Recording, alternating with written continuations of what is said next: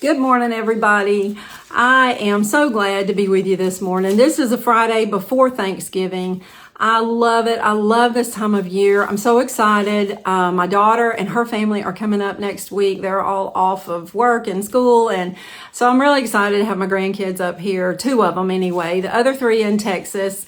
I know they're having a great time with their family out there. They have big families on both sides of their grandparents, and they all get together, and they're such wonderful Christian people. And so I'm very thankful for that for them. And my 2 grandkids coming up here, they're going to rip and roar all over this farm. Glenn takes them hiking. He loves to do all the outdoor things with them. And I get to catch up with my daughter, which is a wonderful, wonderful thing. But I wanted to show y'all something. This is kind of funny. This is what I thought about Christmas time whenever I was a baby. Look at this. That was me as a baby. I hated Santa Claus. I don't know why. Why do kids hate Santa Claus? The one thing that they can't wait for all year long is Christmas time and all the presents and Santa Claus coming, all that kind of stuff. If your kids do that, but I did not. I mean, most every picture, my grandfather loved to take me and my brother to see Santa Claus, get our picture made, and I was crying in almost every one of them. I did not like him. You know, sometimes Thanksgiving, Christmas can bring back wonderful memories and sometimes not so wonderful memories. And sometimes those times that we get together with family can be, sometimes your feelings can get hurt. Sometimes things can be said and things can be done. Your past seems to come up more than ever in your life.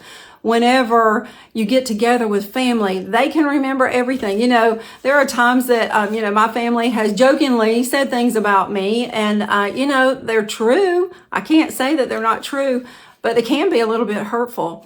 And I get to, feeling sorry for myself or start thinking about it.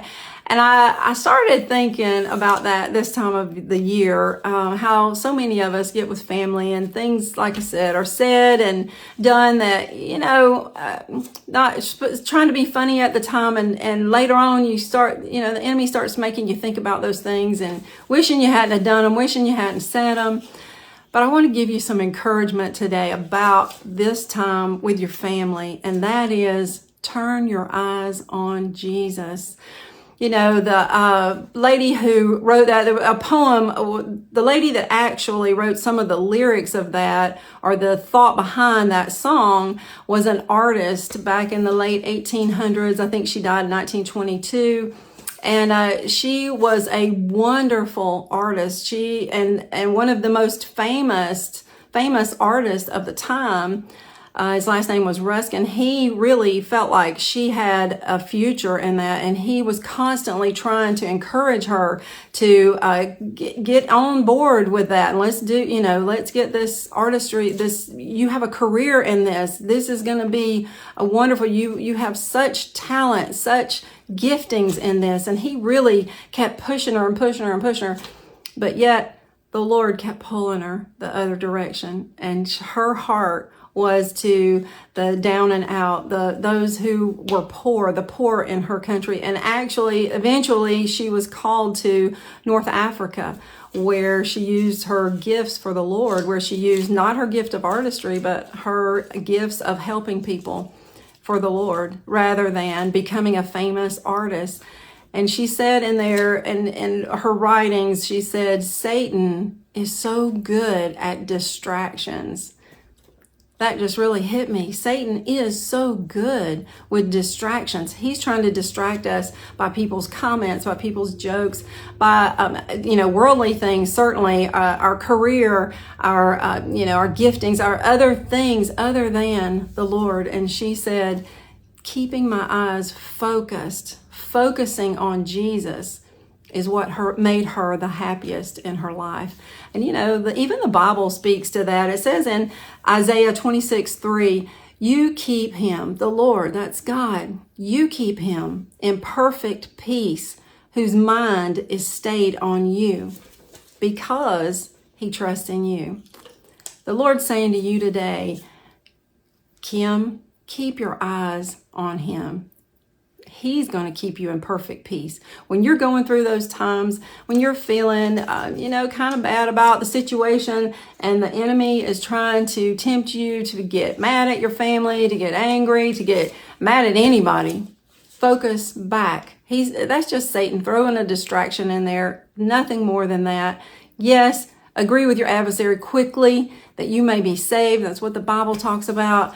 Go ahead and say, yeah, I was that person, but I'm not that person anymore. Focus back on Jesus. He's the one that's going to keep you in perfect peace during these times that can be tough times. They can be the best of times and they can be the worst of times. But let's make them the best of times this year. Let's make this time with your family the very best by focusing on Jesus. When you redirect what Satan is trying to do back to Jesus, there is no better peaceful thing in your heart. And love, joy, peace, all those things become so evident whenever you turn your eyes back to Jesus. Yes, we all have things in our past. We all have things that we're not proud of and things that we certainly don't want to be brought up from our past. But focus on Jesus. Don't let Satan, the master of distraction, get you off of what is the most important thing for us to focus on during this whole time, not only the whole year, but especially during this time of Thanksgiving for everything that he's done for us, and during our time of celebration with Jesus. Don't let Satan get those distractions in there and get your eyes off of him. Turn your eyes on Jesus. He is our hope. He is the one who gives us perfect peace during all of this. I love you. I'll talk to y'all soon.